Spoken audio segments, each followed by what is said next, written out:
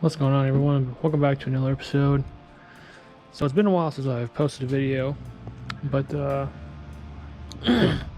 for quite a while, actually for a few months, I was rebuilding the motor for my Subaru here.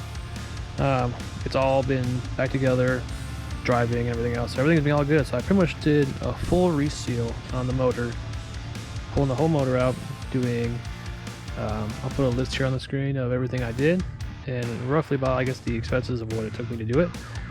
I ended up actually putting my old wheels back on as well with some new tires. But for the motor here, pulling the motor out, as far as what I did is obviously pulling the intake manifold off and pulling it fully out of the car, pulling it down to the bare block itself.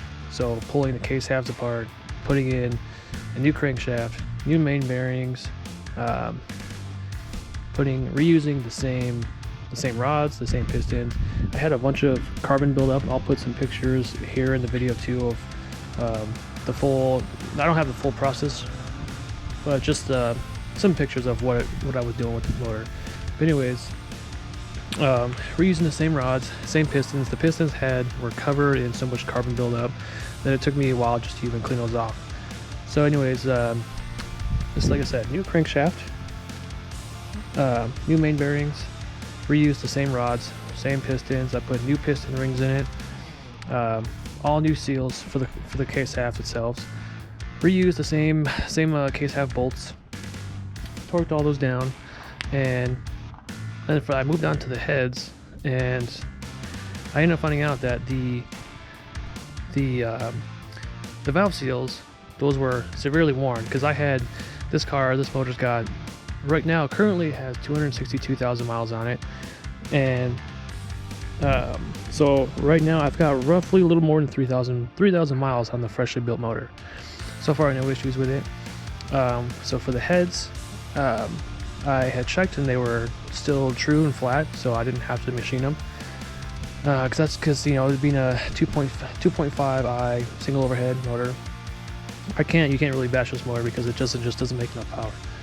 But doing the heads, but new cleaned up. I took all the valves out, the springs, replaced the valve seals, cleaned off all the valves, put the valves back in, the springs, everything else new on the same keepers, and put everything all back together, lubed everything back up, and then I installed it back onto the motor.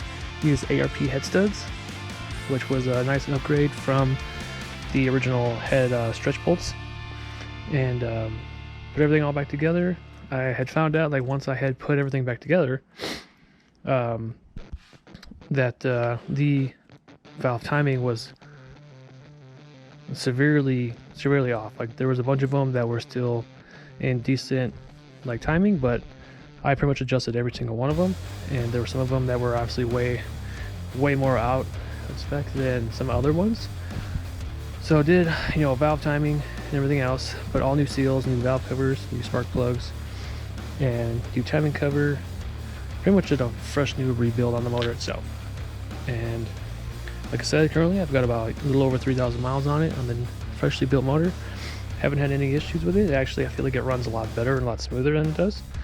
And so yeah, that's pretty much like where I've been for, you know, the last few months.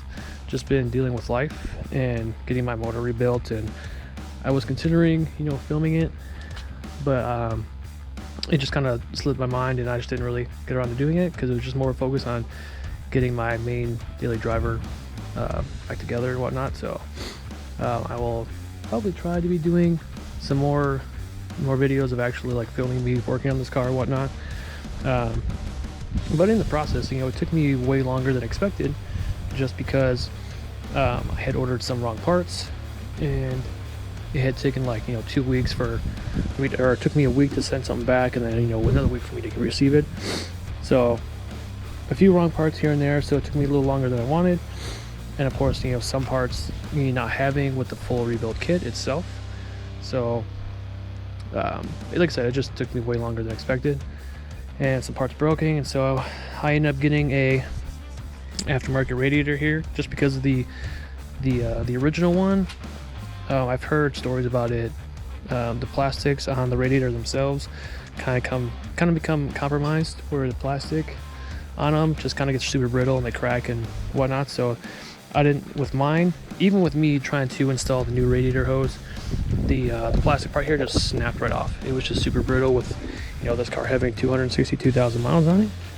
That yeah, it just snapped right off with me putting the hose on. So I upgraded it to a nice full aluminum radiator here, which is not cheap in any means.